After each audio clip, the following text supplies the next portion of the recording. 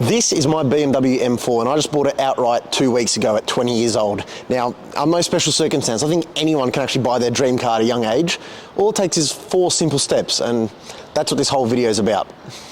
My name is Nick and welcome to my new channel, Performance Nick. If you love cars and money, well, you found the right place. I do it all when it comes to performance cars, from reviews, mods, opinions, and most importantly, advice for how to make money through cars and how to get the cars you want.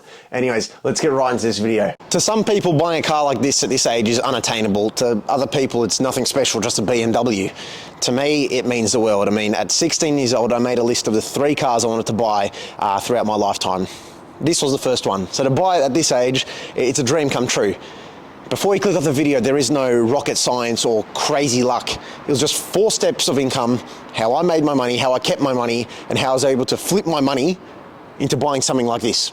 I promise you that there's no tricks, it's just tips. In Australia, a car like this will set you back around $60,000 plus on-road fees and stuff like that. To some people, that's years, lifetimes worth of savings. To other people, it's a couple of months of hard work. Everyone's situation is different, but trust me, I'm pretty middle of the field right here, so I feel like I can give some fair general advice. But I honestly cannot say I'd be in this position today if it wasn't for one person. That person is my grandma. She's an old school European grandma who doesn't speak a word of English. What did she teach me? Save, save, save. Always save your money. Put it under the bed, put it in the closet, hide it wherever you can. Well, that's what I did from a young kid. 5th birthday, 6th birthday, I was stashing all my cash and putting it in the drawers and hiding it till I came to the day where I would be spending it. So up till high school age, I've just been saving my money, and at high school, I did what most kids do, and then get a part-time casual job. So I worked at a catering business and worked on weekends and on a few weeknights just to make a bit of extra cash. I also started an e-commerce business with one of my close friends, made a couple of thousand profit there as well. So it's all just adding up to my pile. I also flipped some cars throughout my time when I got my license. Again, a couple of thousand, it all adds up in the end. Entering adulthood, life gets boring. So I didn't go to uni, went straight into my sales job, which I'm still in today. So making money from that steady income and also making money from my clothing brand, which I had. I've also got long-term investments like stocks and crypto, but I haven't pulled any profits out of that. So that's just sitting there accumulating wealth in the background. So from listening to all of that, you got 2 things out of it. 1, be a tight ass. 2, get lucky with your businesses. And to that I say, kind of and kind of. So the first tip out of the 4, now it's very simple and very cliche, you just need to be smart with your money. Like, I know some of you weren't as lucky as me to be raised with that saving mindset from birth, and some of you spend money like it's unlimited, it's never gonna go away, but trust me, you can have all the money in the world, you'll still be able to spend all of it somehow. Now, it's all about the mindset change. You just have to switch it to think, if I save more and I'm smarter with it now, I can do better things with it later. Before I get the tight ass comments again, you should enjoy yourself. You should go out for a nice dinner here and there. You should buy yourself a nice pair of shoes. I mean, I'm all for that. But you shouldn't be going out for dinner 3-4 times a week and blowing the whole check at the club to impress people who don't care. And that's the main issue. A lot of people impress others who don't really care. I mean, I'm sure no one cares about me owning this car as much as I do.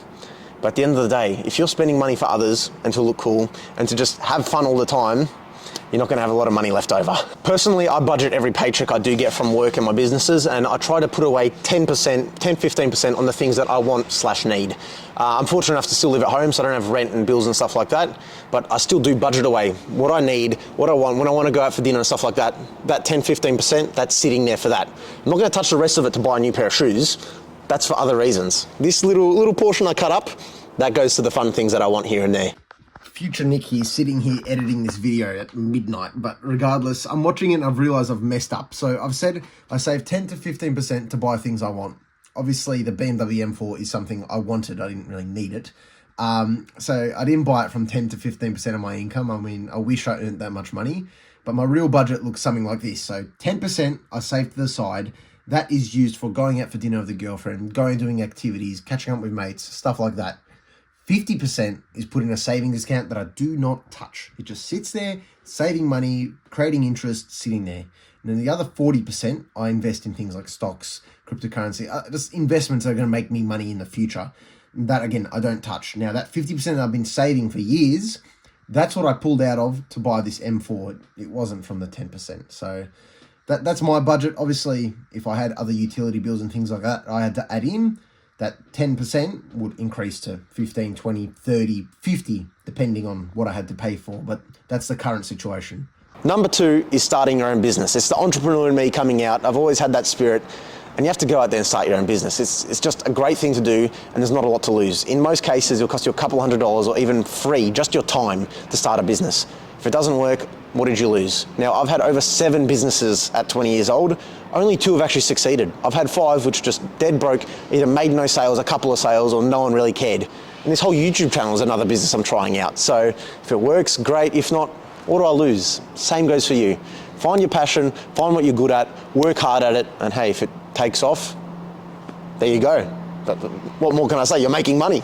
If your business is making more money than you would at a job, congratulations, you're pretty much winning at life. I mean, trust me, if I could, I would.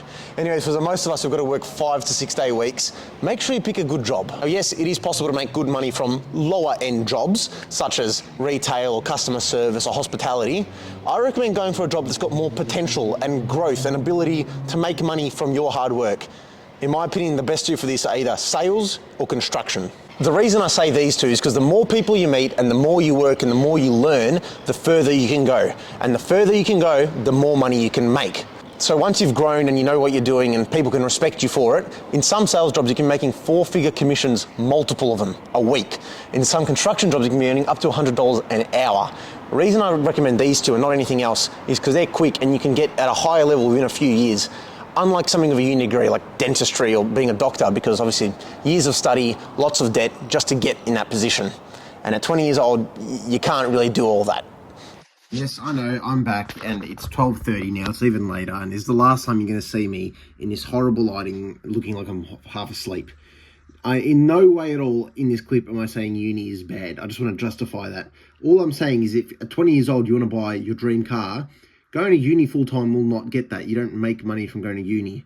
Now, at 20 years old, you don't. At 40, 50, if you get a high-paying degree like dentistry or medicine or law, it will pay off. 100% it will pay off later down the track.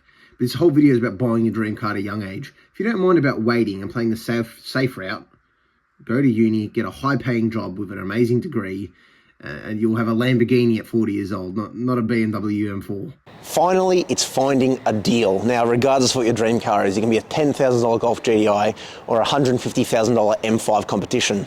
You need to find the deal when buying it. I could have bought this car over a year ago. Did I? Well, obviously not. I waited, I worked hard, and I found myself the best deal I've ever found. This car right here.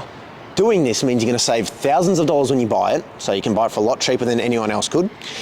And when you sell it, you can either break even or sometimes even make money out of it. So at the end of the day, it can kind of be seen as an investment.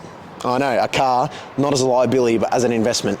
Don't worry, I'm going to make a full video on how to buy cars for cheap and still come out on top no matter what car you buy. So video going to come soon, don't stress. So like I said, if you do those 4 things, I think you can buy a dream car. It's honestly possible and you'll be beating everyone else's expectations. The best part about it is you'll be beating your own goals as well.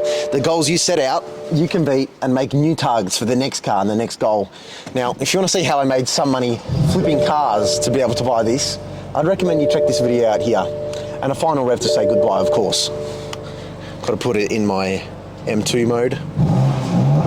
Oh, I need an exhaust bad, man.